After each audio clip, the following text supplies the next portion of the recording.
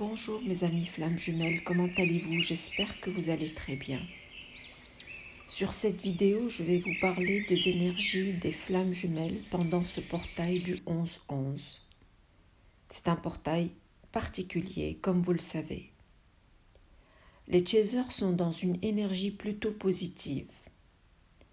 Ils se débarrassent de leurs peurs, ils tiennent à réaliser leurs rêves, ils s'aiment et se priorisent. Les chasers sont pour la majorité dans une énergie de force intérieure. Plusieurs se libèrent de leur attachement maladif aux choses, aux gens qui les entourent et aussi à leurs runners. Ils sont dans une énergie de lâcher-prise. Cette énergie est complètement différente de celle qu'il y a un mois où l'énergie était plutôt lourde. Dans cette énergie, plusieurs chasers sont de plus en plus dans l'amour inconditionnel. Pendant ce mois de novembre, et surtout à partir de ce jour, le 11-11, il va y avoir une période propice au retour des runners, à des réunions pour un grand nombre de duos de flammes jumelles, surtout pour ceux qui sont passés par la nuit noire de l'âme. Il va y avoir des solutions à certains problèmes non résolus jusque-là, avec une amélioration de la situation d'une façon générale. Pendant ce portail du 11-11, il y a un nettoyage de certaines peurs, blocages, traumas anciens, et aussi une résolution de karma pour une majorité de flammes jumelles. Essayez de vous libérer de tout cela en acceptant et en accueillant et en tirant des leçons nécessaires du passé. Certaines personnes toxiques ou karmiques du passé vont réapparaître. Cela va vous tester pour vous libérer une fois pour toutes de ce lien karmique en question et de finir le nettoyage nécessaire. Bien sûr, si vous en avez bien saisi la leçon.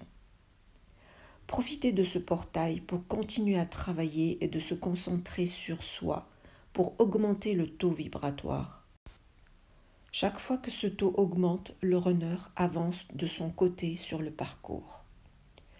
Pour le runner, lui aussi, il va se libérer du karma. Même chose, retour d'anciennes personnes karmiques pour le tester. Dans la majorité des cas, le runner a une grande envie de revenir au lien, mais pour un nombre important d'entre eux, c'est encore l'ego qui les empêche de faire cela. Ces runners souhaiteraient que ce soit leur autre qui fasse le premier pas et qui continue à le poursuivre comme avant, parce qu'ils sentent en ce moment que leurs chasers ne sont plus dans la même énergie qu'auparavant. Ils sentent qu'ils ne sont plus là énergétiquement et cela les effraie terriblement.